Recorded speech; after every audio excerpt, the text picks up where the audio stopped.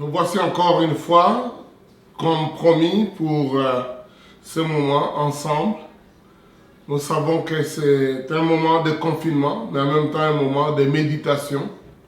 Et surtout, cette fois-ci, ça tombe avec la Semaine Sainte de la Pâque juive, de la Pâque chrétienne.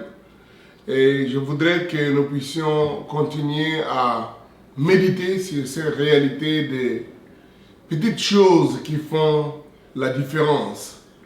Parce que dans le cadre de la lutte ou de la façon de se préserver ou d'être délivré de cette pandémie, certainement nous aurons à faire des petites choses, mais qui peuvent faire une grande différence. Qui peuvent faire une très grande différence. C'est pourquoi notre message, c'est juste pour vous exhorter, vous encourager à avoir cette capacité, à voir que dans la foi en Dieu et dans la confiance au Seigneur, obéir à ses ordres peut donner de grands résultats. Déjà, nous le découvrons que la situation qui nous bouscule, qui dérange, qui crée toute cette pandémie et cette panique, ce chaos, vient d'un petit organe, tout petit virus. Beaucoup de gens sont en train de l'appeler l'ennemi invisible, parce qu'il n'est pas invisible à l'œil nu, étant donné sa taille. Mais voyez les dégâts qu'il est capable de commettre.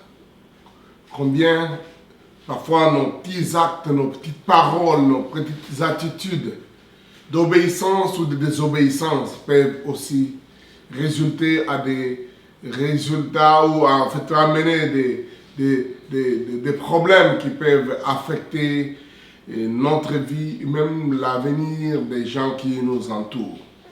C'est pourquoi, dans le but de nous encourager à être obéissants, à faire ce que Dieu nous demande de faire, nous avons cette série de petites choses ou de petits gestes qui font une grande différence.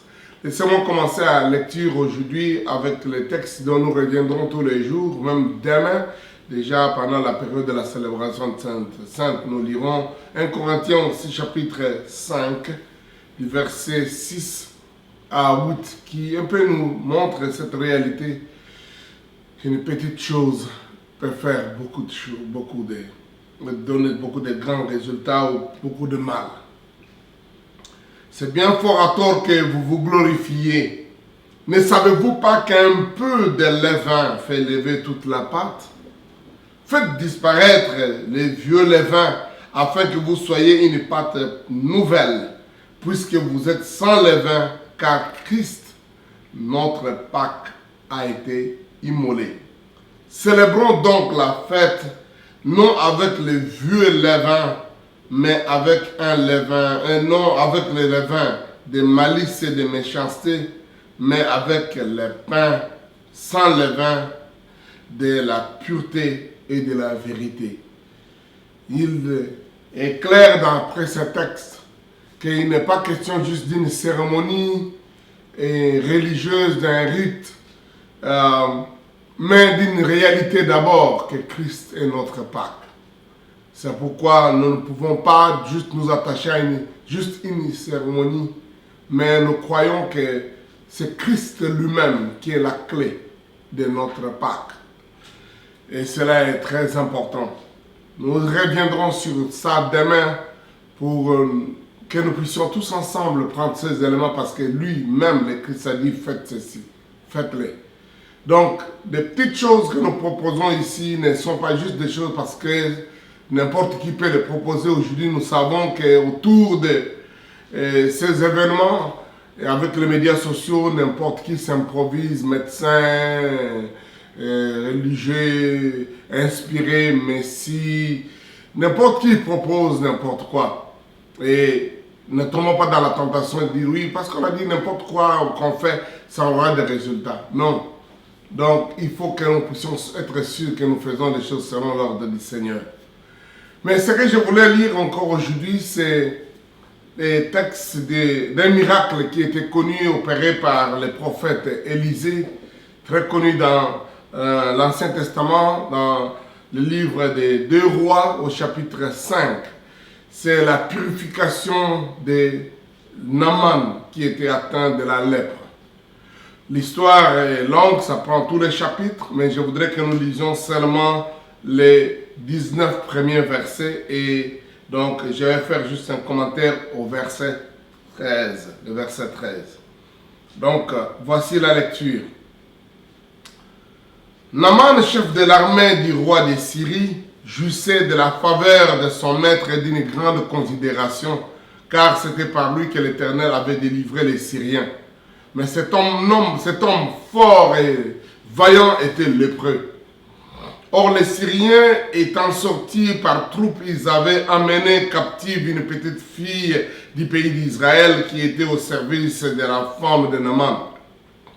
Elle dit à sa maîtresse, « Oh, si mon Seigneur était auprès du prophète qui est en Samarie, le prophète les guérirait de sa lèpre. » Naaman alla dire à son maître, « La jeune fille du pays d'Israël a parlé de telle et telle manière. » Et le roi de Syrie dit, « Va, rends-toi à Samarie, j'enverrai une lettre au roi d'Israël. » Il partit, prenant avec lui 10 talents d'argent, 6000 cycles d'or et 10 vêtements de réchange.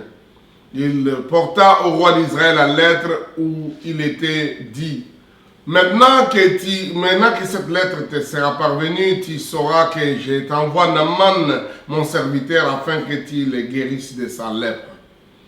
Et après avoir lu la lettre, le roi d'Israël déchira ses vêtements et dit, suis-je un Dieu pour faire mourir et pour faire vivre? Qu'il s'adresse à moi afin que je guérisse un homme de sa lèpre. Sachez donc et comprenez qu'il cherche une occasion de dispute avec moi. Lorsque Élisée, homme de Dieu, apprit que le roi d'Israël avait déchiré ses vêtements, il envoya dire au roi, « Pourquoi as-tu déchiré tes vêtements? Laisse-le venir à moi et il saura qu'il y a un prophète en Israël. » Naaman vint avec ses chevaux et son char et s'arrêta à la porte de la maison d'Élisée. Élisée lui fit dire par un messager, « Va, lave-toi 7 fois dans les Jourdains et ta chair deviendra pure et tu seras pur. » Naaman fut irrité et s'en alla en disant, « Voici, je me disais, il sortirait vers moi, il se présenterait lui-même, il évoquera le nom de l'Éternel son Dieu, il agitera sa main sur la place et guérira les lépreux. Le fleuve de Damas, l'Abana et le Parpar, ne valent-ils pas mieux que tous les eaux d'Israël? Ne pourrais-je pas m'y laver et devenir pur? » Et il s'en retournait et partait avec fureur. Mais ses serviteurs s'approchèrent pour lui parler et lui dire, « Mon père, si le prophète t'y demandé quelque chose de difficile, ne l'aurait-il pas fait? Combien plus dois-tu faire ce qu'il te dit? Lave-toi et sois pur. » Et il descendit alors et se plongea 7 fois dans les Jourdains, selon la parole de l'homme de Dieu, et sa chair devint comme la chair d'un jeune enfant, et il fut pur. Naaman retourna vers le roi, homme de Dieu, et avec toute sa suite. Lorsqu'il fut arrivé, il se présenta devant lui et dit, « Voici, je reconnais qu'il n'y a de point de Dieu sur toute la terre, si ce n'est en Israël. Maintenant, accepte, je t'ai pris un présent de ma part, et de la part de ton serviteur. » Élisée répondit, « L'Éternel dont je suis le serviteur est vivant, je n'accepterai pas. » Naaman le pressa d'accepter, mais il refusa. Et Naaman dit, « Puisque tu refuses, permets-moi que l'on donne de la terre à ton serviteur une charge de 2 millets, car ton serviteur ne veut plus offrir à d'autres dieux ni holocauste ni sacrifice, et il n'en offrira qu'à l'Éternel. Et voici ce que je t'ai pris, de pardonner ton serviteur, quand mon maître entre dans la maison de Rimmon pour te prosterner, qu'il s'appuie sur ma main, et que je me prosterne aussi dans la maison de Rimmon, veille l'Éternel, pardonner à ton serviteur, et lorsque je me prosternerai dans la maison de Rimmon. Et Élisée lui dit, va en paix. Et lorsque Naaman est quitté, qu'il était incertain, il dit, on s'arrête là-bas. On devrait m'arrêter là-bas au 19. Nous avons lu l'histoire, c'est connu. Naaman, un homme vaillant, que Dieu m'a utilisé, voilà, il est lépreux. ce qui peut arriver à beaucoup de gens. Vous voyez, les gens forts, puissants, vaillants, réputés, mais ils peuvent être attaqués d'une maladie. Comme aujourd'hui nous vivons cette pandémie de coronavirus, Covid-19, une maladie terrible qui ne pardonne personne. La lèpre était ainsi à l'époque. C'était une maladie, quand on en souffrait, on devait être mis en quarantaine parce qu'il n'y avait pas de solution, il n'y avait pas de guérison jusqu'au 19e siècle, seulement qu'on a découvert une solution à la lèpre. Donc c'est une maladie qui a fait longtemps, qui était grave, dangereuse, pratiquement impossible. Et Naaman avait ça. C'est pour dire que les maladies, elles peuvent arriver chez n'importe qui. Aujourd'hui, nous entendons des grands noms, des grandes personnalités, des personnes de toute qualité, de tout rang social qui se retrouvent devant cette contagion, cette infection de coronavirus Covid-19.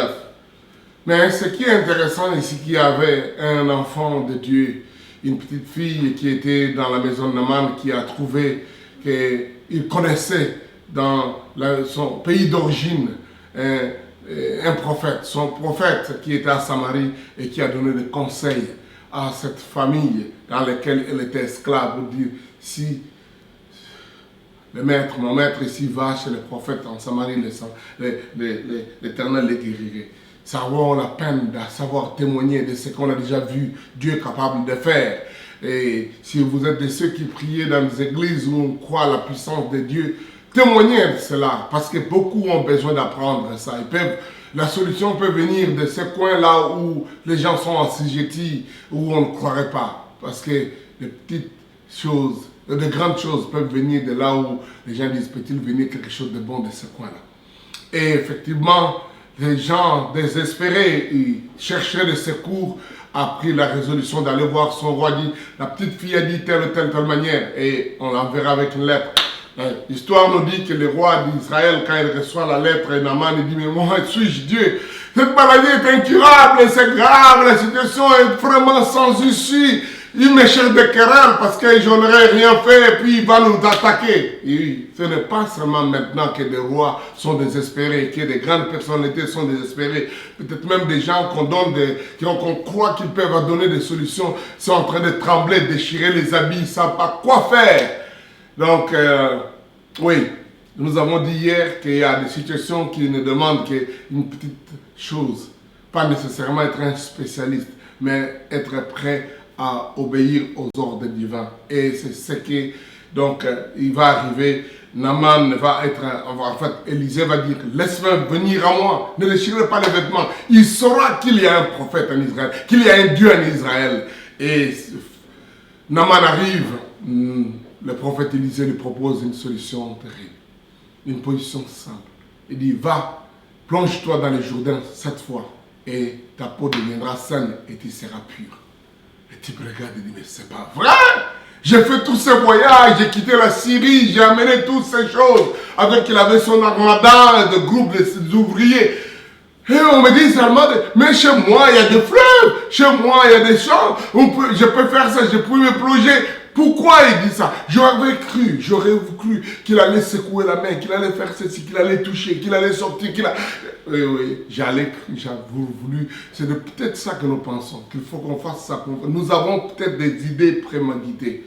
Parce que c'est comme ça, pour une situation aussi grave que la lèpre, pour une situation... Donc ça ne peut être que... Oui.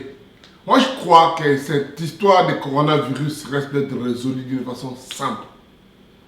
En termes de l'arrêt de cette pandémie elle-même, mais aussi peut-être des gestes simples qu'on nous demande individuellement peuvent nous garder, peuvent nous épargner nos familles, épargner les gens autour de nous. On a parlé de porter le masque, faire la distanciation sociale, se confiner. Parfois des gens disent, mais ça c'est quoi ça encore? Ça, on connaît ces choses-là, mais est-ce que vous vraiment, avec toi qui es en train de tuer les gens, il y en a même qui disent, ah, si c'est ça la solution, donc en fait la maladie en question n'existe pas. Surtout qu'on ne voit pas peut-être des morts, on dit, les médias peut-être exagèrent, ils annoncent trop de choses. Seulement ça, vraiment. Oui, il arrive qu'effectivement la solution vienne d'une façon qu'on ne s'entend pas parce que oui, moi je crois que Naaman était habitué à cette pratique et tel qu'il raconte plus tard, des charlatans, des magiciens qui savaient, qui tremblaient, qui faisaient des petits gestes, qui faisaient des choses, qui demandaient des grands sacrifices. Il faut donner autant pour qu'on soit guéri, pour qu'on soit... Donc il était habitué à ça, c'est peut-être ça qu'on est habitué à faire.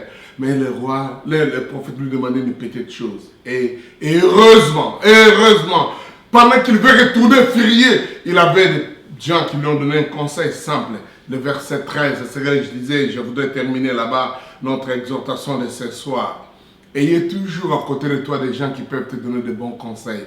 En famille, parents, donner des conseils, orienter vos enfants. Peut-être des petites choses qu'on les demande, ça devient peut-être la routine, ou parents, ou frères, maman, père. Il y a des petites choses qu'on vous demanderait de faire, vous êtes peut-être fatigué de ça, mais soyez aux côtés de ceux-là, donc qui peuvent vous conseiller. Mais vous aussi, conseillez les autres personnes. Est-ce qu'aujourd'hui tu as fait telle chose? Tu as lavé les mains? Est-ce que tu as fait ceci? Rappelons-nous ces choses. C'est ce que ces serviteurs qui s'est dit. Mais maître, si les prophètes t'avaient demandé quelque chose de difficile, ne l'aurait-il pas fait? Il connaissait qu'il est comme tous ces riches-là qui demandent toujours des choses compliquées. Ils savent que si on leur demande des choses qui vraiment des abracadabras, des formules compliquées, ils sont prêts à faire. Parce que c'est comme ça qu'ils apprennent dans leur loge. Mais les gens-là disent non, on te connaît, tu obéis, tu fais des choses les plus difficiles. Mais les prophètes t'ont demandé quelque chose de très simple. Lave-toi et tu seras pur. Lave-toi et tu seras pur. Est-ce que tu ne le ferais pas? Et la Bible dit, il descendit, il se plongea 7 fois dans le Jourdain et il fut pur, comme l'homme de Dieu avait demandé. Apprenons à obéir à ces petits gestes simples. Peut-être que de ça viendra aussi, non seulement se protéger contre cette infection, mais aussi beaucoup de choses, des vraies guérisons, même quand on a été infecté, ou même protection de beaucoup de choses. Mais surtout, soyons sûrs que ceux qui nous donnent ces ordres sont inspirés par l'Esprit de Dieu. Pas simplement parce que quelqu'un a proposé une chose, comme ça s'est fait maintenant avec les médias sociaux. Si tu mélanges telle chose, tu vas voir la solution. Soyons sûrs que nous obéissons à un ordre de Dieu. Quand Dieu nous dit, ça marche. Quand Dieu a dit à Moïse, mets un serpent sur un, que les gens regardent, et ce qui était maudit, regardez, on conservait la vie. C'est la même chose que nous pouvons voir dans ce texte ici. Un geste simple, parfois très pas compliqué, mais puisque c'est inspiré par le Seigneur, c'est lui qui connaît le contrôle, qui connaît, peut-être vous ne connaissez pas les raisons, les infections, ça vient d'où? Vous n'aurez peut-être pas de microscope aussi performant électronique pour découvrir non seulement les symptômes, mais la base même. Peut-être vous ne pouvez même pas chercher, connaître qui est derrière ça, la méchanceté humaine, les sorciers, les complotistes, quoi. Donc, mais faisons ce qui nous est demandé et nous aurons la solution. C'est ça le message que je voudrais partager avec vous. Parfois des choses simples, mais qui font la différence, qui donnent des grandes solutions. Et quelle est la conclusion? Il est pur, mais voici ce qu'il dit. Maintenant je sais, je reconnais qu'il n'y a point de Dieu sur toute la terre, si ce n'est en Israël. Et maintenant, donc je n'offrirai des sacrifices et des holocaustes à personne d'autre, sauf à l'Éternel. Voilà la bonne conclusion qu'il faut venir quand Dieu se révèle à nous. Pour dire, maintenant Seigneur, je m'accroche à toi, je ne ferai plus d'autres choses inutiles. Je ne pardonnerai pas le temps avec autre chose, sauf à ce que Dieu fait. Seigneur, je te prie, ô Éternel, il y en a qui encore continuent à douter, continuent à se demander ce qu'ils doivent faire. Tu es le Dieu qui inspire, tu es le Dieu qui montre des solutions. Et Seigneur, l'obéissance vaut mieux que le sacrifice. C'est ce que ta parole dit. Éternel, aide-nous à être obéissants, à faire ce que tu nous demandes de faire. Et de là viendra la solution. Merci parce que tu es vivant, tu nous inspires personnellement dans nos familles, tu inspires aussi des nations, des dirigeants, tu inspires des scientifiques, tu inspires des personnes qui vont trouver la meilleure solution. Glorifie-toi, Père. Et que cette situation s'arrête au nom de Jésus. Au nom de Jésus, nous t'ordonnons, toi, virus, puissance satanique qui est en train de faire des ravages, arrête et ne continue plus à massacrer des gens. Au nom de Jésus. Merci Seigneur parce que tu exauces nos prières. Nous l'avons fait au nom de Jésus. Amen. Donc, demain, c'est le jour où nous aurons notre Sainte Seine en obéissance à l'ordre du Seigneur. Il a dit, faites ceci en mémoire de moi. Il a dit, de ça coule une vraie nourriture et un vrai breuvage. Et des guérisons et des miracles. Demain, nous ferons ça de la façon la plus simple. Dans vos familles, réunissez vos enfants. Et nous ferons faire une Sainte Seine intégrante. Les enfants, les parents, tous, faites ça. Ça sera une Sainte Seine, comme on dit, ouverte. Parce qu'elle est au-delà de juste une cérémonie. Mais c'est plus profond. C'est quelque chose de sérieux. Parce que nous obéissons aux ordres du Seigneur. Donc, demain, c'est à 18h l'heure de Kinshasa, 19h de Bruxelles, de Paris, ça sera 17h l'heure de Londres, ça sera 19h l'heure de Lubumbashi, de Johannesburg et de Nairobi.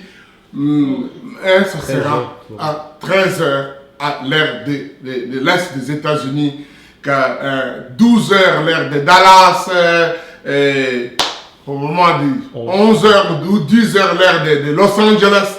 Partout où vous êtes, faites-vous considérer à cette heure-là. Nous aurons ça live. Ayez vos éléments avec vous en famille. Donc, le pain et les sucrés. Donc, tout ce qui est nécessaire. Tout ce qui est nécessaire. Pas beaucoup de choses. Pas compliqué. Soyez là et nous ferons ça ensemble. Je crois à l'onction, à la puissance de Dieu. Je crois à la présence divine qui va se manifester en cette réunion. Donc, encore une fois, partagez ceci avec vos amis sur vos comptes YouTube, mais partagez aussi notre compte sur YouTube parce que nous aurons ça et abonnez-vous. Plus nous avons des abonnés, plus ça va devenir facile pour nous de mettre live sur YouTube. Je vous encourage à le faire. Partagez même prenez les liens, mettez ça sur votre WhatsApp et partagez avec les autres amis pour que tous nous soyons là. Nous puissions tous participer à cet état de choses. Que Dieu vous bénisse. Des petites choses qui peuvent faire de grandes différences. Amen.